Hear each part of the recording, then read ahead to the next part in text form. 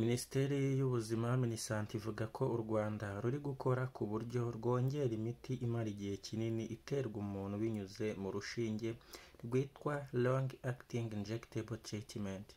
Mu mabwiriza y'igihugu ajyanye no gukurikira virusi itera sida ngo bigiye gukorwa bidatinze. Ibi rero ni bimwe mu byagarutsweho ku mugoroba wo ku itariki 14 Nyakanga 2025 ubwo mu nama y'iminsi 5 y'umuryango mpuzamahanga wita ku buzima cyangwa se ku kurwanya sida.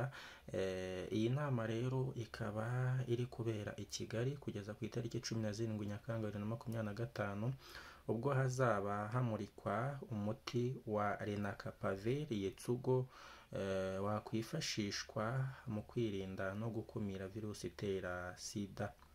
Ni umuti ufite ubushobozi bwo kurinda umuntu ubwandu bwa sida ku rugero rwa 99.9%. Uyu muti kandi wakozwe n'ikigo cy'Amerika kimenyerewe mu gukora inkingo Gilead Sciences. Uyu muti kandi wagaragaje ko nta ngaruka ugira mu buzima bw'abawutewe nyuma yo gukorerwa igeragezwa rya mbere n'irya kabiri muri 2024. Uyu muti uterwa umuntu kabiri mu mwaka, bivuze ko ari inshuro imwe nibura mu mezi 6.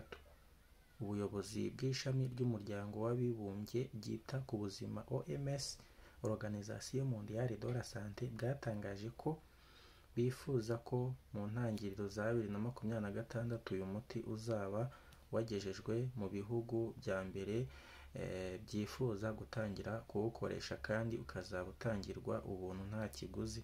Bivuze ko rero igihugu cyose kizafata iya mbere mu kugura uyu muti kizatangira kuwukoresha bigendeye ku buryo kizaba kipangiye gahunda y'uburyo ugomba gutangwamo.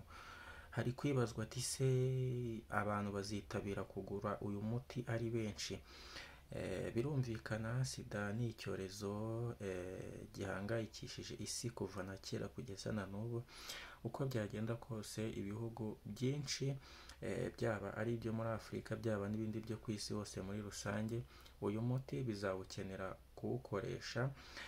Uyu muti kandi ntabwo uzaza uje gukiza sida, ahubwo uzajya ukumira sida ku batarayandura.